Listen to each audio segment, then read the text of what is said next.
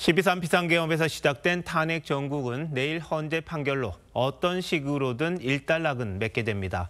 하지만 인용이든 기각이든 어떤 결론이 나오더라도 상당한 후폭풍이 예상됩니다. 그야말로 운명의 날을 하루 앞둔 여야 지도부의 모습, 헌재 선고 이후의 시나리오를 뉴스톱 코너에서 더 짚어보도록 하겠습니다. 정치부 김아린 기자 나왔습니다. 김 기자, 오늘 본회의장에서 여야 지도부가 나란히 자리를 했었다면서요. 어떻습니까? 분위기, 현장에선 어떻게 느꼈죠? 저도 본회의장 앞에서 좀 지켜봤는데요. 여야 모두 선고 결과에 상당히 촉각이 곤두서 있다는 느낌을 받았습니다.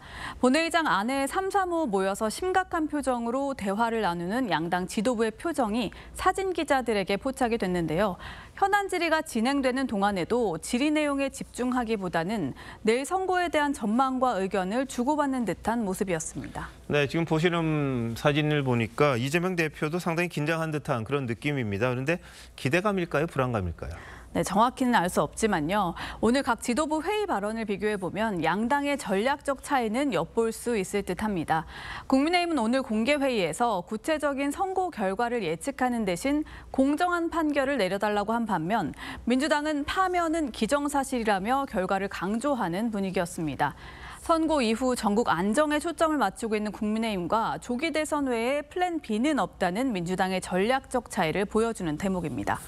네, 내일 오전 11시 반 정도 그때쯤 되면 선고 결과가 나올 듯한데 여야 표정도 궁금하거든요. 지도부들은 어디서 봅니까? 네, 국민의힘 지도부는 내일 통상 원래 예정돼 있는 원내대책회의를 비대위 회의로 확대 전환했습니다. 회의 직후에 선고 결과를 함께 지켜볼 예정이고요.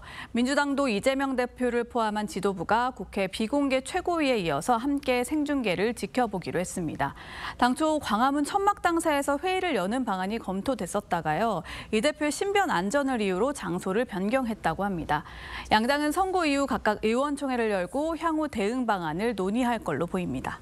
네, 어떤 결과가 나오느냐에 따라서 여야 대응이 확연히 달라질 듯 하기도 합니다. 상정해 볼 수 있는 건 두 가지잖아요. 인용이냐 기각이냐. 일단 탄핵이 만약 인용이 된다면 조기 대선 불가피할 텐데 두 당 모두가 선거에 뛰어드는 겁니까?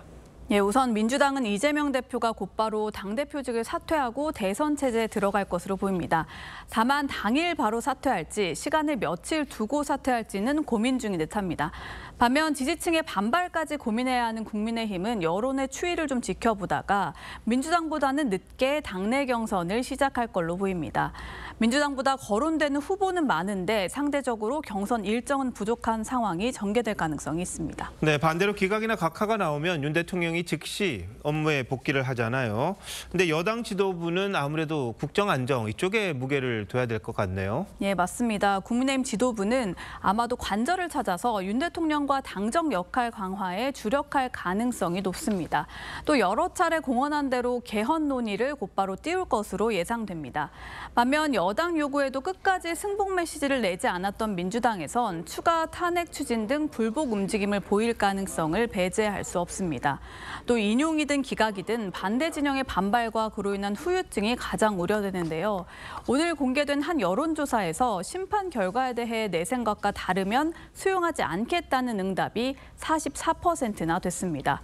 윤 대통령도 이재명 대표도 선고 전까지 끝내 승복 메시지를 내놓지 않은 게 더 아쉬운 이유입니다. 네, 내일 선고를 계기로 뭔가 매듭을 짓고 새로운 출발을 해야 될 텐데 정치권이 어떻게 할지 참 걱정도 되고 우리 국민들을 믿어야 하나 이런 생각도 좀 듭니다. 김 기자 잘 들었습니다.